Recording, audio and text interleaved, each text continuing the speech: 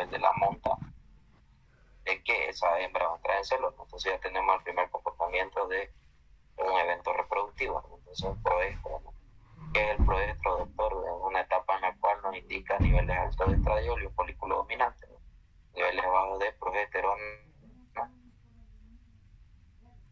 y principalmente nos indica que está por entrar en célula animal. Entonces ustedes ya saben cómo identificarlo, con qué comportamiento del animal, y saben lo que ya viene después. Entonces, el estro, o también llamado celo o calor, ya, esta etapa que mayormente es el celo, el estro en sí es el celo, no es que el estro no puede ser el celo. En algunos libros sí está nombrado como calor, ya.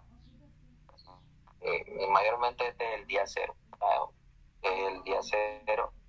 Entonces esta etapa se caracteriza por los niveles altos de estradiol, bueno, y por la receptividad de la hembra al macho, o sea, se deja montar.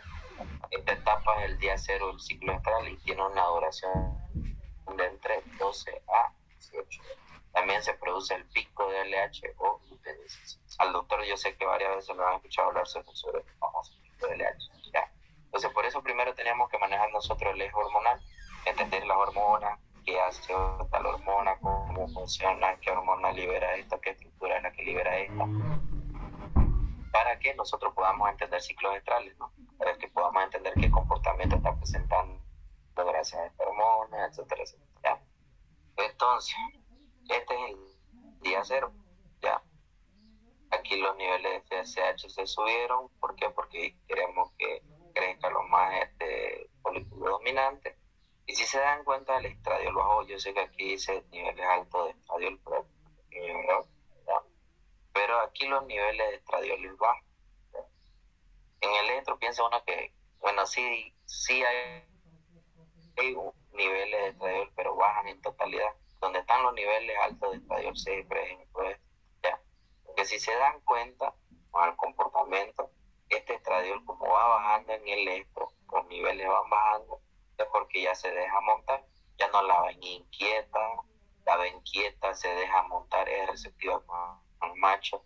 Incluso si ustedes, cuando el principal comportamiento es que sus perritas, por ejemplo, ustedes pueden, lo que más, o sea, el animal que pueden ustedes más fácil agarrar práctica es observando a sus perros, ¿no? Porque yo sé que la mayoría aquí tiene un perro, una perrita. Entonces ustedes van a darse cuenta que empieza con ese comportamiento. Cuando ya está en el celo en sí, su vagina se le hincha, ¿no?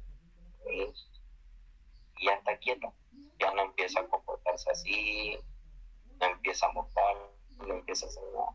¿Qué quiere decir? Que ya está en celo, ¿ya? Entonces, los niveles de estradiol bajan y se deja montar, ¿ya? Pero además de eso se produce el famoso pico de LH, ¿ya? Y aquí igual en letra chica dice, deja que se monten los machos, disminuye el estradiol, ocurre el pico de LH, ocurre la ovulación después de 24 a 48 horas, el pico de LH. Eleva la motilidad uterina con contracciones dirigidas hacia los oviductos, transporte espermático. Por eso es que, si yo le decía, no, ese estradiol causa como que movimientos uterinos, ¿no? Que deja que la vulva empiece con mucosidades. Y si se dan cuenta ustedes, cuando han ido a palpar los úteros post-mortem, que hemos visto, eran algunos con cervix cerrado, otros con cervix abierto. Entonces esta hormona es la encargada de que ese cervix se abra, ¿no? Si ustedes, si se dan cuenta, es como este puño, cervix, ¿no? Si se dan cuenta, ese orificio es así. Y entonces eso se va a ir abriendo, ¿ya? Entonces la mucosidad va a venir por este lado. Cuello del útero, que la región caudal conecta con la parte de lo que es el útero, ¿no? Entonces es una conexión, por eso se le llama cuello del útero o cervix. Ya, entonces ustedes por aquí es donde hacen pasar la insemineta, ¿no? Cuando está preñada, ese cervix se cierra y no lo abre nadie, ¿sí? Porque está preñada, no está en celo, entonces ese cervix se va abriendo, es aceptable para la monta. ¿Por qué? Porque macho deposita el semen en el canal de la vagina, los espermatozoides vienen, entran, ese cervix está abierto, pasan los espermatozoides, entonces como esta hormona hace que se aumente la motilidad uterina, entonces les ayuda esa hormona a que estos espermatozoides puedan llegar al ovario, ¿no? O a llegar a encontrarse con él o ovocitos con él. Cuando pasa el celo y hay niveles de progesterona altos, entonces ese cervix se cierra. Ustedes que han ido allá y no sé si han trabajado con insemineta, creo que ustedes han sido lo de biotecnología, pero a la hora de palpar el cervix se han dado cuenta de la estructura que tiene, ¿no? Como fibroso, y esa es una de las principales estructuras anatómicas que tenemos que observar o palpar, ¿no? en esta etapa. ¿Ya? Entonces el día cero ya vemos el comportamiento, pero este pico de LH, recuerden que qué es lo que causa la hormona luteinizante, o en este caso la LH. ¿Alguien me puede decir?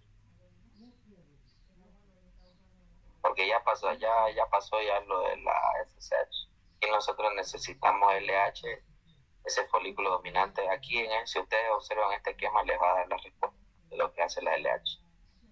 La ovulación. Sí, eso. Entonces, este pico de LH va a causar eso, que este folículo ovule, pero no va a ovular aquí en esta etapa sino en la siguiente. En esta etapa se produce entonces que tenemos comportamiento, se deja montar niveles altos de LH. ¿Para qué? Para que se produzca la ovulación dentro de, aquí dice, 24 a 48 horas después de este celo. Entonces, ¿por qué? A ver, ¿cómo haríamos? Han escuchado ustedes hablar de las AMPM, ¿no? La mayoría el doctor les habla de eso. ¿Qué quiere decir? ¿Alguien me puede decir? Porque han venido a las lecturas AM. Siempre les hablo de eso.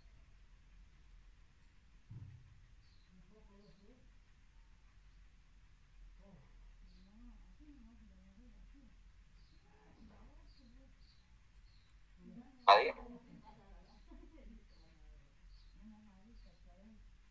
AM y PM. Sí. Tiene que ver mayormente con la inseminación y detección de células. Creo que cuando AM, creo es, digamos, si es que presentación en la mañana, puedes inseminar en la tarde.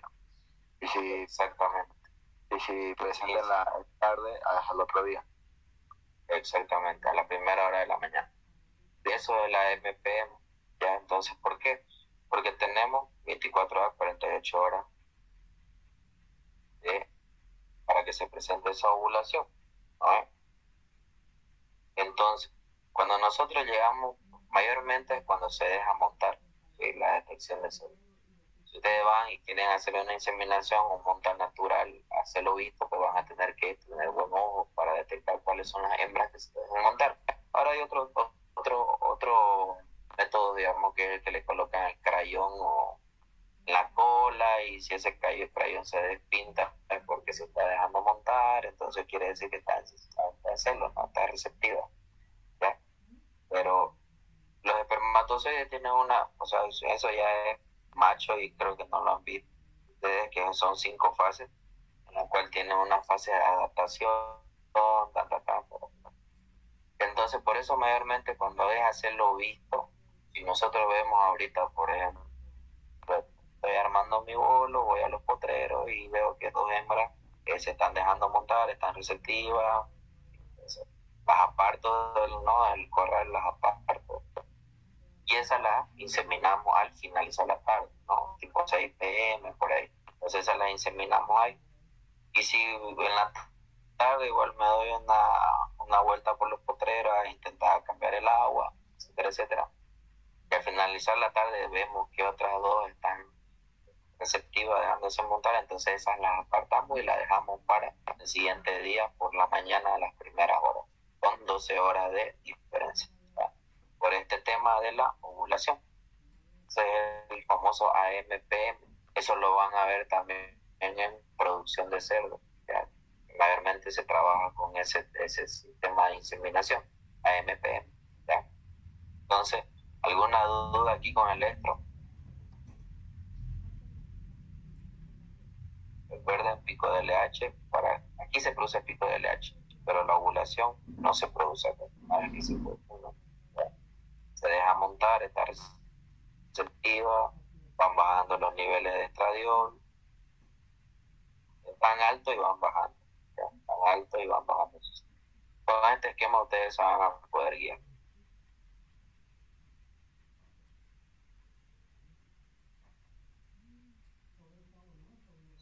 Ahora tengo que ponerme la macho.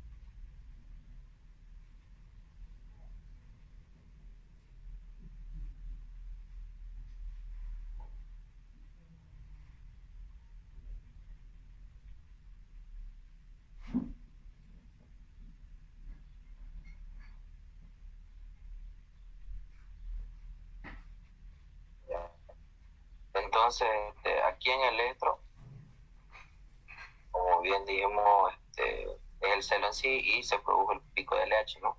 Entonces, aquí se produce el pico de LH en el estro y en el metaestro el principal evento que se va a presentar es la ovulación.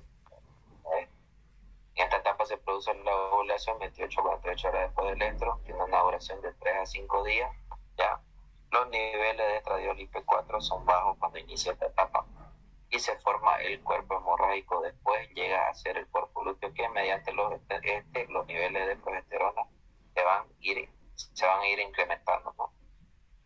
Entonces, aquí entonces se podría decir que en estas dos etapas, en las dos primeras hemos pasado a la fase folicular, ¿ya? Se pasó de aquí, si se dan cuenta, aquí acaba y ovula, y después de la ovulación que viene, la formación del cuerpo lúteo.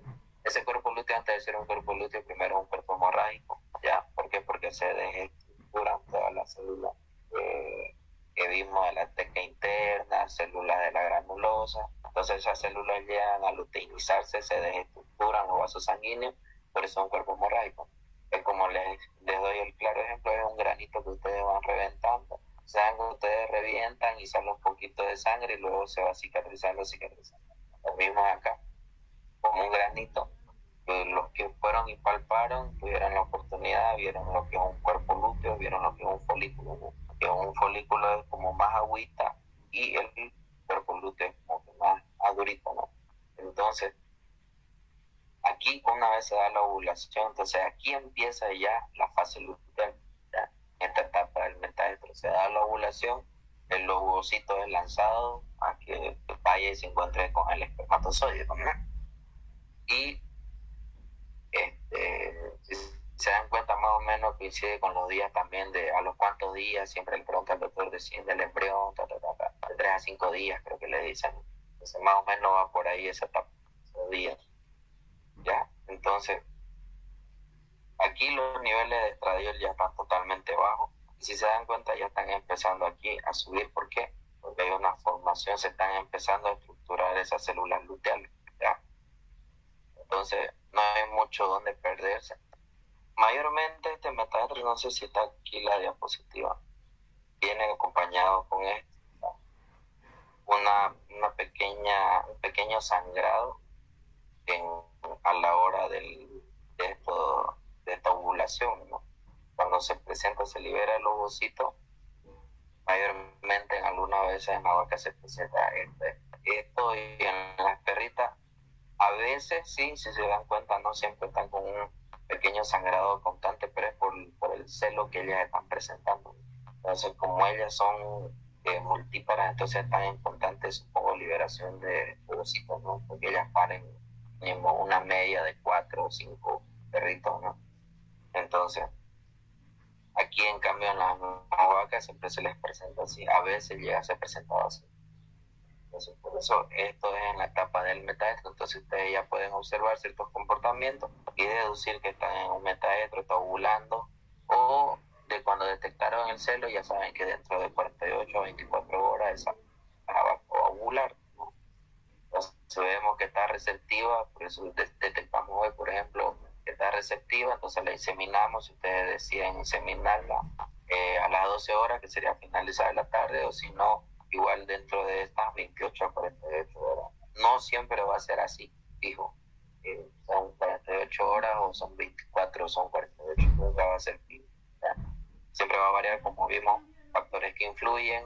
No es lo mismo puede ser un anelor, pero no es lo mismo un anelor que estás criándola a pasto y balanceado allá en la chiquitanía, como la estás criando a puro rollo en el chaco, digamos, ¿no? No es lo mismo, no van a tener los mismos parámetros de ganancia de peso y esto también de los ciclos estrales, ¿no? Los días se van a ver afectados. No siempre va a ser también 21 días, a veces presentan cada 18, 22, 19, no es fijo. Entonces por eso primero vimos factores que influyen, ¿no? ¿Alguna duda hasta aquí del metaestro? ¿Cuál es el principal evento? La ovulación. ¿Cuánto dura? De 3 a 5 días. ¿Qué estructura se va dominante? Se podría decir un cuerpo hemorrágico para la formación de un cuerpo lúteo. Y se van incrementando los niveles de progesterona. Eso es lo que les estaba mostrando. ¿Y el diestro? ¿Qué es el diestro? Bueno, es la etapa más larga con una duración de 3 días a 14 días. ¿Ya? Predomina los niveles altos de progesterona. Estos niveles se mantienen hasta el día 16, 17 del ciclo, donde si hasta el día 16 no se implanta el embrión o reconocimiento materno, se produce la luteólisis o destrucción del cuerpo lúteo, convirtiéndose en cuerpo albicán, dando así el inicio a un nuevo ciclo. ¿Ya? No hay donde perderse. Esta es una fase luteal, perdón. Y cuando ya ovuló acá, si se dan cuenta, se dio la ovulación, ya pasó a la formación de un cuerpo lúteo, que es de acá. Ya un cuerpo lúteo bien estructurado, bien funcional, después de esos 3-5 días. Entonces aquí, ¿qué pasa? Los niveles de progesterona se van elevando. ¿Por qué? Porque hay un cuerpo lúteo. Este es el diestro, este es en la etapa donde ya no presenta cerebro. Los niveles de progesterona se van elevando. ¿Para qué? Para la preparación, se está preparándose ese animal para la anidación de un caso, una preñez, ¿no? Que presente un embrioncito para que bloquee esa cascada de prostaglandina.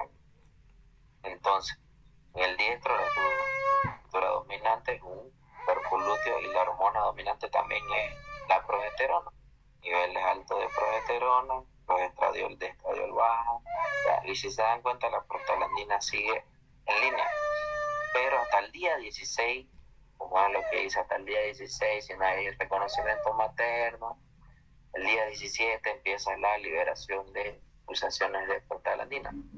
no quiere decir que todas estas hormonas están funcionando como si ustedes agarraran una manguera y las libera de un solo saque. Ya, el cuerpo lúteo, el endometrio del útero en este caso, que es el que libera la prostaglandina, lo va a liberar de acuerdo a pulsación. ¿Ya? ¿Qué quiere decir? Puede liberar ahorita, digamos, 5 miligramos de progesterona, de prostaglandina, y cada pulsación se va a repetir cada 3 horas. Así decirlo, cada 2 horas, cada hora, cada 60 minutos, cada 50 minutos. Entonces, ¿qué quiere decir? Si ahorita liberó una 5 miligramos o 3 miligramos de prostaglandina en sangre, a las 5 horas o a la hora, los 60 minutos, liberó la siguiente pulsación. Entonces, esto por eso es que aquí ustedes ven en la prostaglandina hay pulsaciones, pequeñas pulsaciones. Entonces, aquí le da una pequeña descripción, niveles altos de progesterona, bajos niveles de PCH. El útero secreta fluido por el volumen de pero el volumen de fluido va decreciendo conforme pasa el tiempo. Se detienen las contracciones, ¿no? Porque ya está preparándose para que se anide un embrión. El cuerpo lúteo regresa al final de este periodo si la hembra no ha quedado afectada. Entonces, hasta el día 16, aquí otra vez vamos al diestro. Si no hubo preñez, entonces empieza la primera pulsación, la segunda pulsación, se va liberando prostaglandina, con el mecanismo que ya hemos visto, con el T, radiol, receptor de oxitocina, etcétera. ¿Ya? Entonces aquí se reinicia otra vez el ciclo. ¿Ya? Y otra vez esto va yendo así como que 10 estro, como es proestro, estro, metaestro, diestro, no hubo preñez, proestro, estro, metaestro y diestro. Entonces, si no estuvo preñada, ¿no es? Entonces reinicia. Y otra vez volvemos al proestro ya, detectárselo, no vemos si está montando o no, otra vez vamos a detectárselo, otra vez la ovulación, y todo esto se va repitiendo. ¿Ya? Y ahora si en un caso hubiera preñada, pues el diestro se mantiene y los niveles altos de progesterona hasta el día del parto. ¿Hay alguna duda hasta ahí? Hasta estas 4 etapas del ciclo de trabajo. ¿Dudas, preguntas?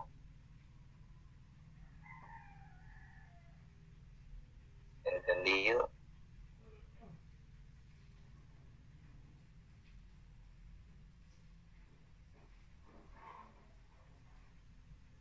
Bueno, en anestro pues no hay desarrollo de folículos. Anestro pues quiere decir que no hay esto. Bueno, estas son algunas de las causas que yo les pongo aquí para que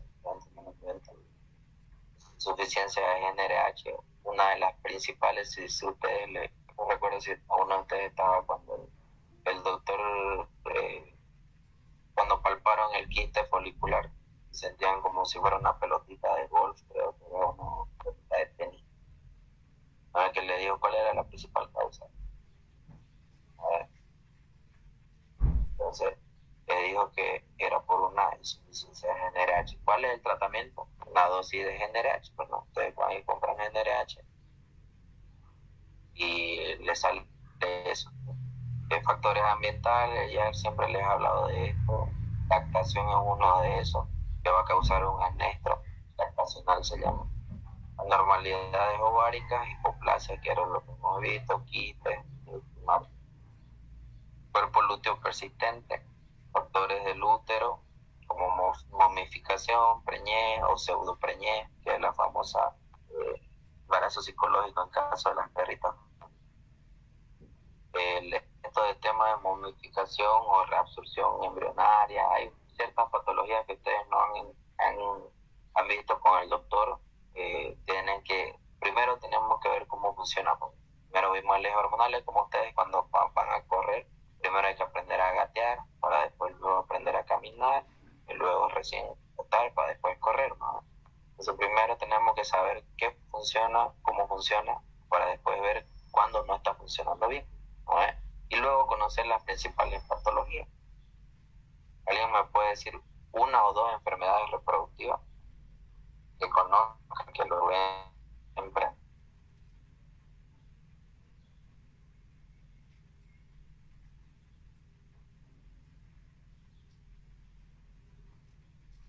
¿Alguien me puede decir?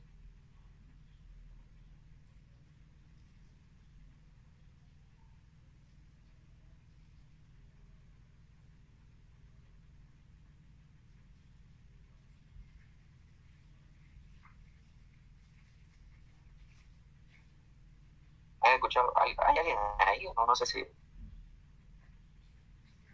¿La IBR? ¿Puede ser?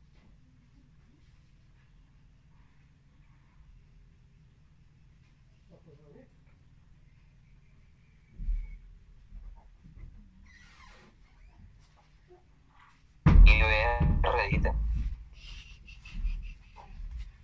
Sí, la IBR. Sí, la IBR1. Rinotraqueitis infecciosa bovina. La DBB es otra diarrea viral bovina. Tenemos la famosa, una que sea transmitida por el consumo de leche. La principal. No, mastitis no es una enfermedad reproductiva.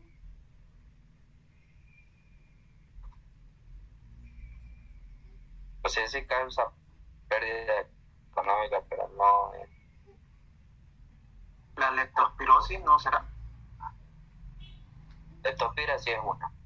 Leptospira es causada por la transmisión de roedores. Es una enfermedad reproductiva que se llega a aislar en los riñones, ¿no? Eso después lo van a ver ustedes, enfermedades, o ya lo vieron, pero en enfermedades infecciosas, ¿quiénes están llevando enfermedades infecciosas? Exactamente, brucelosis.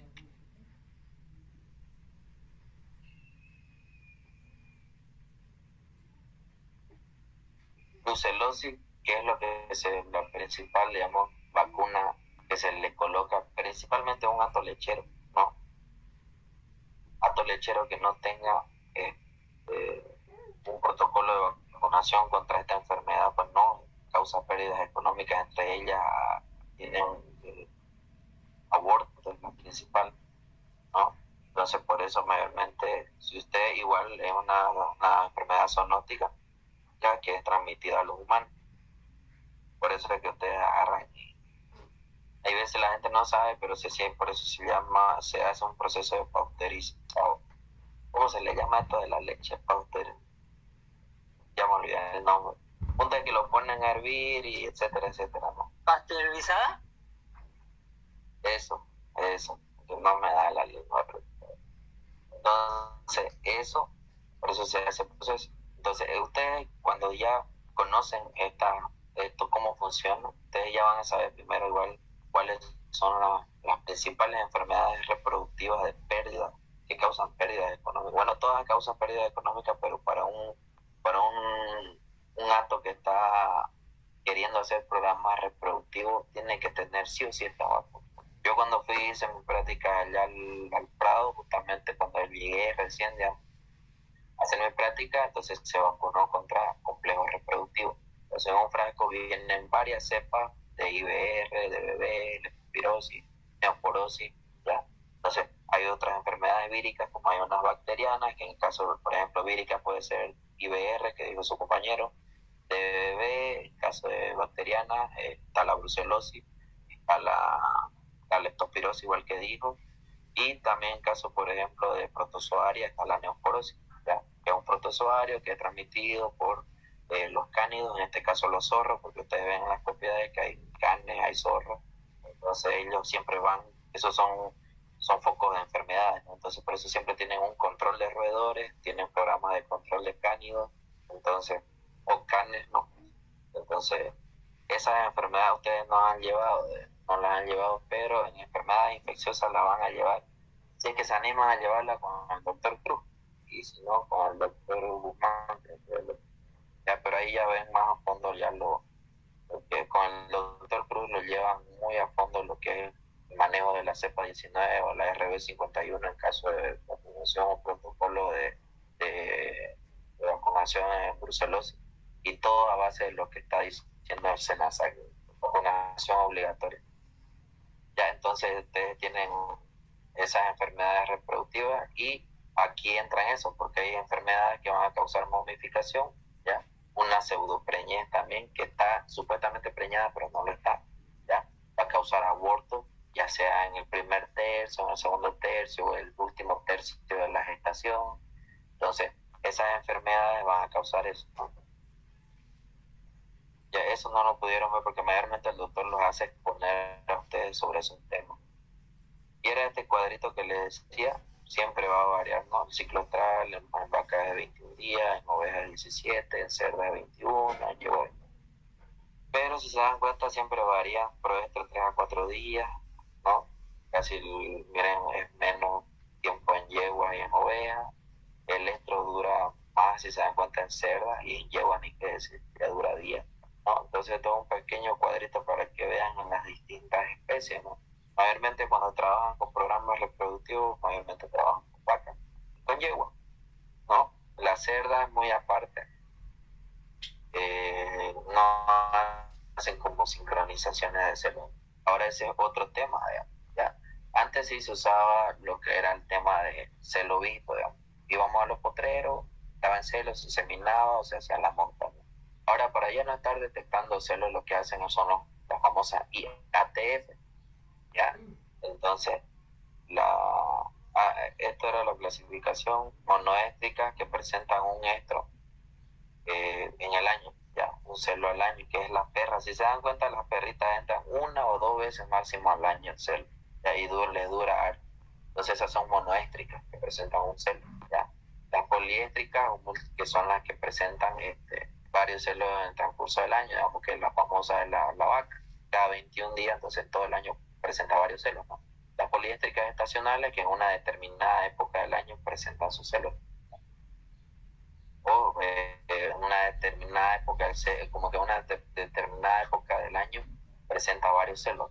Y las poliéstricas no estacionales, que son todo el año, que no importa, ya presenta la vaca y la cerda, que está, no importa si está en otoño, verano, invierno, presenta celos, pues, como la yegua que presenta, que se yo, en otoño, tal vez en verano, presenta más celos. Y clasificación del tipo del ciclo astral, pues tenemos lo de ovulación espontánea. ¿Qué quiere decir esto? La ovulación espontánea, que no necesita de ningún estímulo para ser ovulada, ¿no? Solamente con que su ciclo esté funcionando, su eje hormonal, los niveles de hormonas estén sincronizados, ella ovula. Y era lo que les explicaba yo a sus compañeros en la auxiliatura, a los que iban, ¿no? La ovulación inducida, que está en camelidos, a eso le hace la pregunta al doctor: ¿cuáles son las especies que presentan ovulación inducida?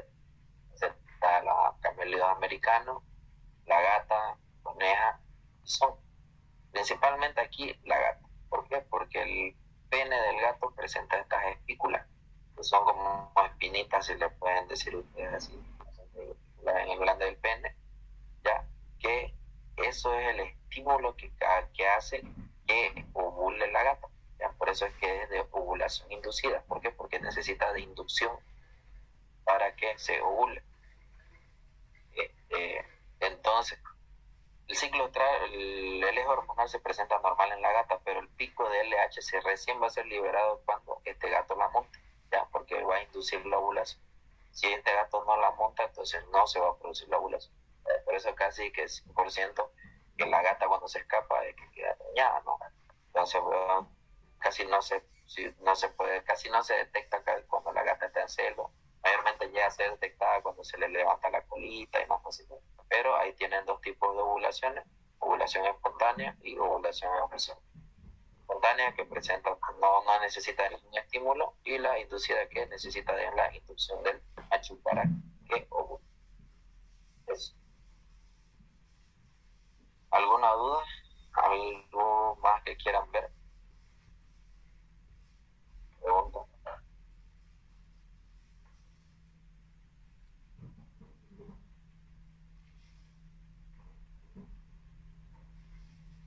Sería eso de los ejercicios para el momento de inseminar, ¿no? Para ver el las día. relaciones. Ajá. A ver, sería que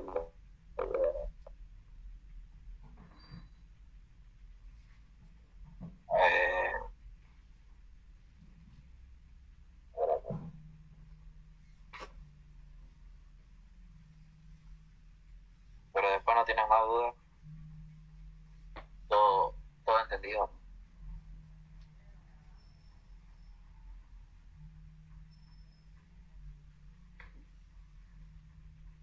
Voy a ver si lo tengo el tema de...